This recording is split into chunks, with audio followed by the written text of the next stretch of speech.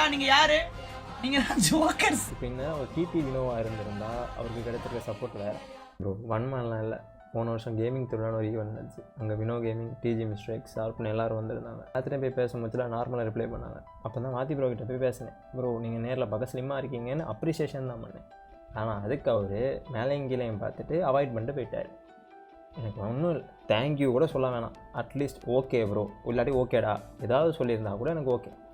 அது என்ன ஒரு நீங்கள்லாம் மேலே உங்களை உங்ககிட்ட பேச வந்து நாங்கள்லாம் கீழேலாம் கிடையாது. அப்புறம் தான் நான் இந்த டிஎன்சிஎம் ட்ராஃபிலேருந்து நீங்கள் உள்ளே பண்ணுற இந்த உள்ளூர் பாலிடிக்ஸ் வரை எல்லாத்தையும் பார்த்தேன். தமிழ்நாட்டில் ஒருத்தன் பிஜேபியில் ஸ்போர்ட்ஸுக்குள்ளே போகணும்னு நினச்சான்னா அவனுக்கு ஒரே ஒரு ஆர்க்கு தான் இருக்குது.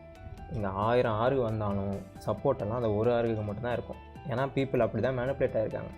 எக்ஸாம்பிளுக்கு ஏபிசர்னு ஒரு ஆர்கு இருக்குது, அது தமிழ் ஆர்கு, ஆனால் நார்த் பிளேயர்ஸ் அவங்களுக்கு சப்போர்ட் பண்ண மாட்டாங்க. அடுத்து ரைசிங் ஸ்போர்ட்ஸ் இருக்குது, அது நார்த் ஆர்க் ஆனால் தமிழ் பிளேயர்ஸ் அவங்களுக்கும் சப்போர்ட் பண்ண மாட்டாங்க.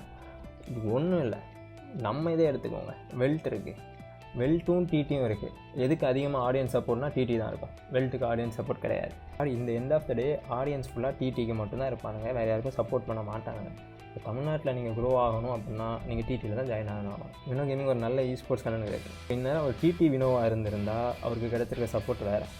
வெல்ட்டில் அவர் இருக்கனால அவருக்கு கிடைச்சிருக்க சப்போர்ட் வேறு. ஒரு பாலிடிக்ஸ் உங்களுக்கு இது புரியாது.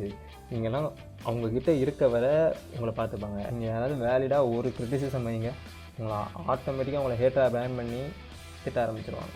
நீங்கள் சப்ஸ்கிரைபர்லாம் இல்லை, அவங்கள பொறுத்த மட்டும் நீங்கள் தான் ஜோக்கர்ஸ். டிடி பிளேயர்ஸ் மேலே எனக்கு எந்த கோபமும் கிடையாது. ஆனால் இந்த மேனேஜர் என்னை ட்ரீட் பண்ணது எனக்கு பிடிக்கல. ஸோ தட் நான் இதை பேசுகிறேன். டிஎன்சிஎம் ட்ராஃபியில் இவனுங்க இன்வைட்டட் ஸ்லாட் வாங்குறதுலேருந்து நிறைய பிரச்சனை இருக்குது, நிறைய பாலிடிக்ஸ் இருக்குது.